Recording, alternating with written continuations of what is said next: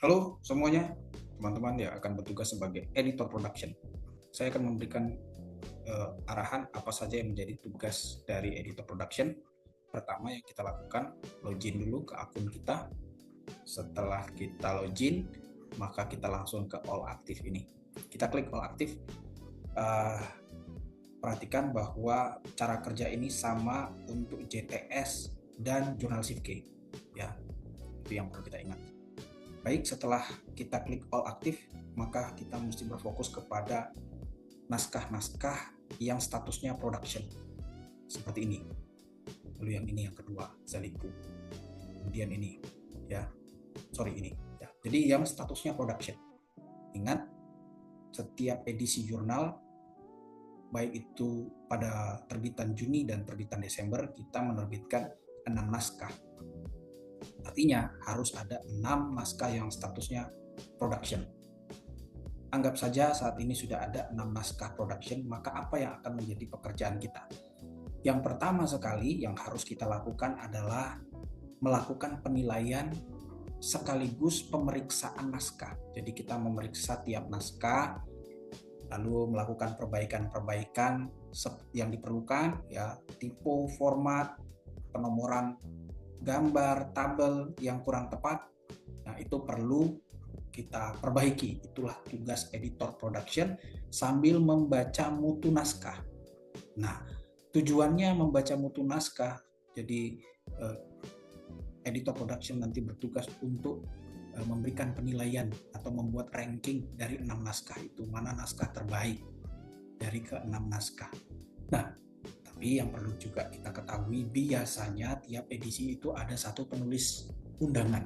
Jadi P3M mengundang penulis luar sebagai penulis undangan. Maka penulis itu tetap akan menjadi urutan pertama pada edisi itu. Nah, ini yang perlu kita ingat. Oke, anggap saja pada edisi ini Saudara Anto ini adalah penulis undangan. Artinya dia yang pertama nanti dalam terbitan edisi ini. Apa yang harus kita lakukan? Ingat, kita perlu mendownload dulu naskahnya. Ya, kita download naskahnya, kita lakukan pemeriksaan tipe, pemeriksaan format sudah tepat. Ya, kita bisa download di sini naskahnya. Setelah kita download, di bagian ini biasanya naskahnya, ya, kita download yang versi copy edit final, ya, intinya di bagian produksi ini, production, ya, bagian production. Di bagian sini kita download. Ini kesalahan nama, ini harusnya bukan copy edit, harusnya naskah final, ya. Intinya ingat, nanti kita download di bagian production, bukan copy editing tapi production. Download. Ini saya sudah download naskahnya. Maka pekerjaan pertama yang harus kita lakukan adalah membuat artikel info. Ya, ini yang pertama sekali kita perlu tambahkan. Kita tambahkan di bawah identitas nama dan email ini. Seperti ini. Artikel info ini berisi tentang kapan naskah itu diterima oleh pengelola web. Nah, dari mana kita bisa melihat ini? Nanti rekan-rekan bisa membuka di website di bagian submission. Kapan pertama sekali dilakukan proses submit naskah? Nah, di sini kita lihat submit naskahnya dilakukan pertama kali 23 Oktober. Maka kita tambahkan receive-nya 23 Oktober. Lalu revisi. Revisi itu dilakukan pada tanggal pertama kali itu tanggal berapa? Revisi itu biasanya setelah reviewer menyelesaikan tugas. Jadi nanti kita ke menu review ini, kita lihat revisi pertama sekali masuk. Nah, ini dia, 27 November, revision. Ingat ya, revisi pertama sekali 27 November. Kita masukkan di sini revisinya itu 27 November 2025. Accepted. Kapan naskah itu sudah secara sah diterima. Nah, sah diterima untuk dipublikasikan nanti kita lihat di bagian produksi. Kita klik produksi. Nah, kita lihat ini. Di sini filenya sudah final untuk diproduksi tanggal 4 Desember. Maka kita masukkan tulisan 4 Desember 2025. Lalu kapan dia available secara online? Nah, biasanya pengelola jurnal itu menetapkan 20 Desember 2025 untuk edisi Desember, untuk edisi Juni nanti 20 Juni Desember 2000, tergantung tahun ya. 20 Juni atau 20 Desember. Intinya tanggalnya 20. Bulannya antara Juni atau Desember ya. Itu nanti. Untuk DOI ini dilewatkan saja, nanti pengelola jurnal yang akan atau jurnal manager yang akan mengisi. Nah, setelah tabel ini kita selesaikan, tugas berikutnya dari editor production adalah mengubah judul ini dengan baik ya. Tadinya judul ini mungkin di format sebelumnya seperti ini. Tapi ini salah ya. Berdasarkan ketentuan terbaru di Arjuna sekarang kita ikuti ketentuannya, tidak boleh huruf besar semua. Tapi capitalize each word. Ya kira-kira begini. Kalau ada titik 2 maka anak judulnya itu dibuat di bawah. Tapi ya tetap ditebelin, tetap huruf pertama saja yang besar. Ingat, editor production juga punya wewenang untuk melakukan perubahan minimal ya atau perubahan minor pada judul sehingga judul itu dibuat lebih menarik. Silahkan. Kemudian perlu memperhatikan header ya, mana tahu section lalai memperhatikan ini, maka editor production perlu melihat, memastikan tahun, memastikan volume dan nomor. Desember itu nomor 2, kalau Juni itu nomor 1. Nah, selanjutnya pekerjaannya adalah memperhatikan tipe-tipe. Ya, diperhatikan adakah tipe, adakah format yang kurang tepat, silahkan diperiksa, dipastikan naskah itu benar-benar layak terbit. Nah, seperti ini tidak sesuai dengan format dan ketentuan kita. Ya. Ini fontnya Cambria, harusnya Times New Roman ya. Kita blok saja, kita ubah menjadi Times New Roman ya. Nanti dilihat ketentuannya, saya agak sedikit lupa ketentuan size-nya ini 10 atau 12, nanti dicek. Lalu ini menjorok ke dalam 1,5 baris pertamanya. Harusnya seperti ini. Tidak ada jarak antar footnote. Oke, itu kita perbaiki. Kita cek lagi yang lain. Kalau ada kekeliruan format, diperbaiki. Nah, pastikan tidak terjadi paragraf yang menanggung seperti ini. Ini juga penting ya. Jadi usahakan tidak tinggal atau paragraf itu diakhiri dengan satu kata begini nanggung di baris terakhir. Ya, ini lebih baik dihapus saja dengan baik.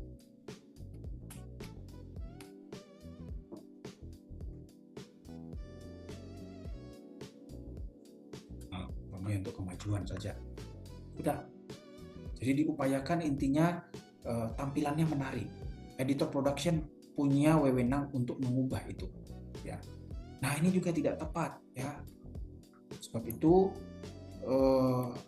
editor production betul-betul harus menguasai format, mengerti betul tentang format penulisan yang berlaku di jurnal SIPK atau JTS. Format penulisannya atau ketentuannya sama ya, JTS dan SIPK sama. Oke, ini juga lagi masih kurang tepat, kita perbaiki lagi. Oke, anggap saja naskah ini sudah, ini judul ini tidak boleh nanggung seperti ini, kita enter saja ke bawah. Ya, ini tadi ya juga tidak boleh sebenarnya. Katakan saja naskah ini sudah kita periksa semuanya, formatnya sudah, tipenya sudah kita cek, artikel info sudah, maka selanjutnya nanti jangan lupa kita memberikan penomoran halaman. Tapi penomoran halaman bisa belakangan setelah kita melakukan pemeriksaan kepada semua naskah. Naskah yang kedua, ya, naskah yang ketiga, keempat, kelima. Jadi untuk apa? Supaya kita tahu nanti mana urutan keduanya, karena urutan pertama biasanya adalah penulis undangan, tapi urutan kedua, ketiga, dan seterusnya itu editor production yang menentukan. Nah, apa dasar dalam menentukan? Dasar dalam menentukan urutan itu harus didasarkan pada keluasan penerima. Ya, pokok bahasannya dapat diterima lebih luas.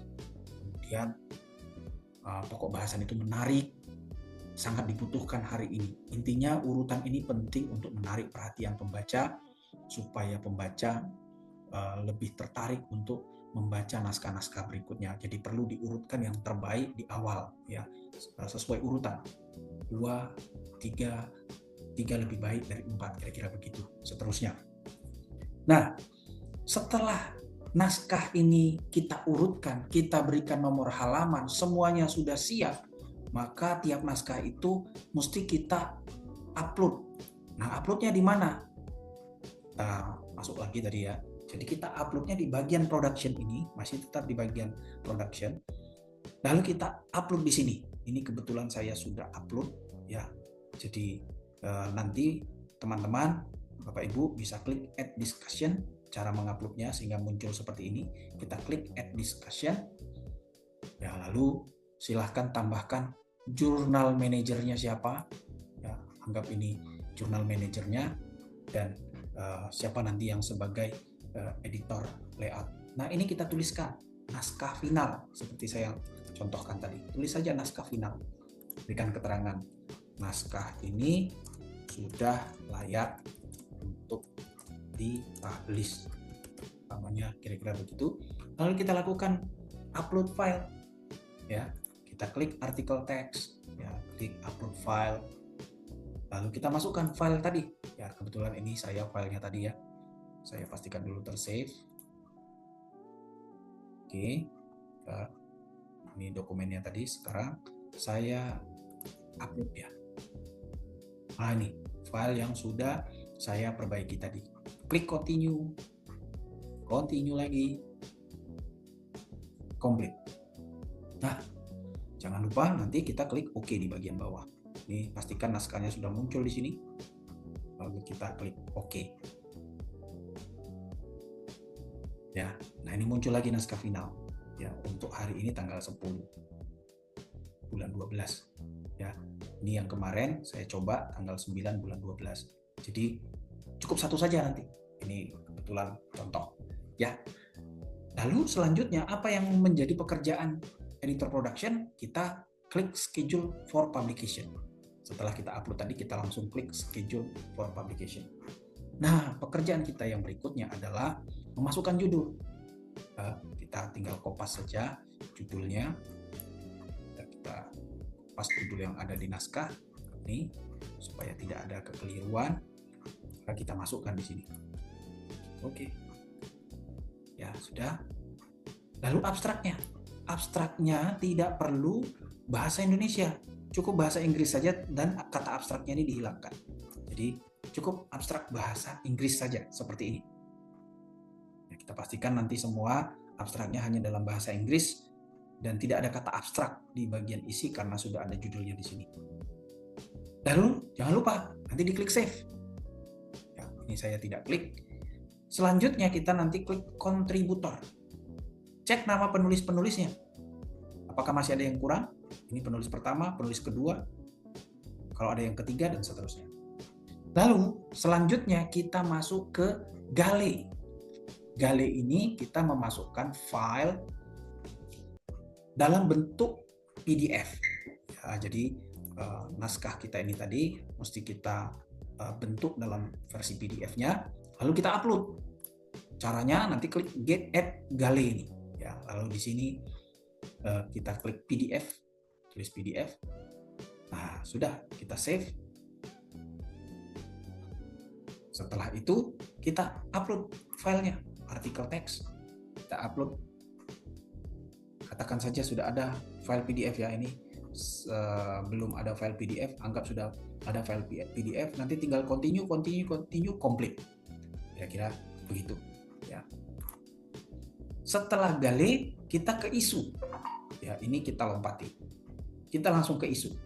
Apa yang harus kita lakukan di isu? Kita menentukan isu atau edisi apa terbitan naskah ini, di edisi mana. Nanti kita klik ya tadi. Lalu biasanya tulisannya di sini bukan ceng isu, ini kebetulan sudah ditugaskan kemarin. Jadi biasanya itu assign isu ya, atau ke isu mana atau ke edisi mana naskah ini nanti akan ditaruh. Ya, kita klik assign isu itu, lalu muncul pilihan nanti. Tinggal klik tanda panah ini. Nah, pilihlah yang sesuai, yang mana, ke isu mana dia. Katakanlah ini untuk terbitan 2025 Desember, maka volume 14 nomor 2 untuk JTS. Tinggal kita klik, lalu klik save. Nah, nanti akan muncul tampilan seperti ini. Jangan klik schedule for publication, tapi silang saja. Nah, sudah muncul ini ya, ke edisi mana nanti dia akan diterbitkan. Setelah itu, kita tulis nomor halamannya. Ingat tadi, ini perlu diperhatikan bahwa urutan pertama adalah penulis undangan. Ya, kalau ada penulis undangan. Lalu urutan kedua, seterusnya tadi berdasarkan pilihan editor production. Nah, untuk nomor halamannya, nomor halaman itu adalah lanjutan dari edisi sebelumnya. Kalau edisi sebelumnya, kita lihat ya, JTS edisi sebelumnya itu berakhir di nomor halaman berapa? Ini contoh ini ya. Ini edisi Juni 2025, tahun yang sama. Berakhir di halaman 60. Artinya edisi Desember, penulis pertama edisi Desember harus diawali nomor 61. Ya, jadi nanti ini naskah siapa tadi ini, Andri Anto tadi ini, mesti kita kasih nomor halaman 61. Ya, jangan nomor 1, tapi 61. Ini dia. Oke, itu yang perlu kita perhatikan. Baik, kita lihat lagi tadi ke sini ya, kita masukkan 61 sampai halaman berapa. Lalu date publish ini adalah tanggal publish secara online. Kita buat saja tanggal 20 bulan 12 tahun 2025. Penulisannya dari tahun, bulan, tanggal. Lalu jangan lupa klik save. Sampai di sini saja tugas dari editor production. Nanti untuk selanjutnya menjadi tugas jurnal manager. Oke, terima kasih. Tuhan memberkati.